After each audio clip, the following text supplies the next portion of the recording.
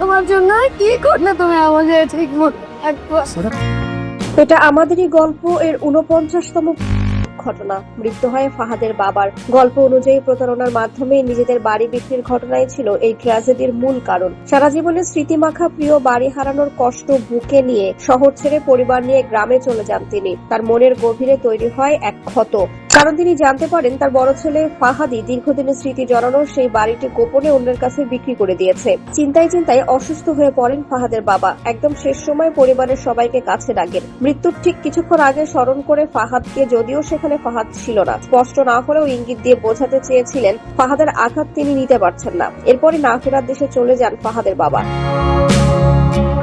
বাবার সেই শেষ বিদায়ের খবরটিও জানতে হয়েছে ফারহানার ফেসবুক পোস্ট থেকে। বাড়ি ফেরার পর ফাহাদ যখন মায়ের মুখোমুখি হয়, সেখানে এক ভিন্ন পরিস্থিতি তৈরি হয়। নিজের স্বামীকে হারানোর শোকে স্তব্ধ মা ফাহাদকে সরাসরি এই মৃত্যুর জন্য দায়ী করে। তবে 52তম অর্থাৎ মেগা এপিসোডের অন্তিম পর্বে গল্পের ইতি এমন কষ্টদায়ক হবে তা হয়তো কল্পনাও করেনি দর্শক। পর্বের শুরুতে ছিল বিয়ের আমেজ, উৎসব মুখর পরিবেশ। ফাহাদের ফুপুর বিয়েতে সবাই যখন আনন্দে মেতেছিল, তখনই ঘটে যায় এক অপ্রত্যাশিত ঘটনা। সাধারণত মধ্যবিত্ত পরিবারগুলোই শাশুড়ি ও পুত্রবধূর মধ্যে যে মমতার টান থাকে তা ফাহাদের স্ত্রী সায়রা ও তার শাশুড়ির মধ্যেও দেখা গিয়েছিল।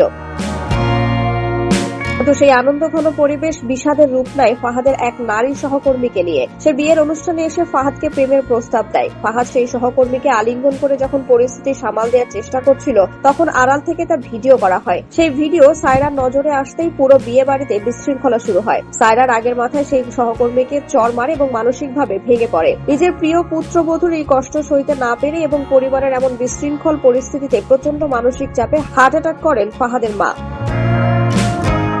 নির্মাতা মোস্তফা কামাল রাজ বলেছিলেন, এটা আমাদেরই গল্প যা আমাদের সবার পরিবারের সঙ্গে মিশে থাকে। দর্শক ও সমালোচকদের মতে এমন ঘটনা আমাদের সমাজের অনেক পরিবারেই ঘটে, যা হয়তো সবসময় সামনে আসে না। নাটকটি শেষ হলেও এর রেশ এখনো দর্শকদের মনে গেঁথে আছে। মুক্তির মাত্র 21 ঘন্টার মাথায় এটি 98,35,000-এরও বেশি ভিউ পেয়েছে।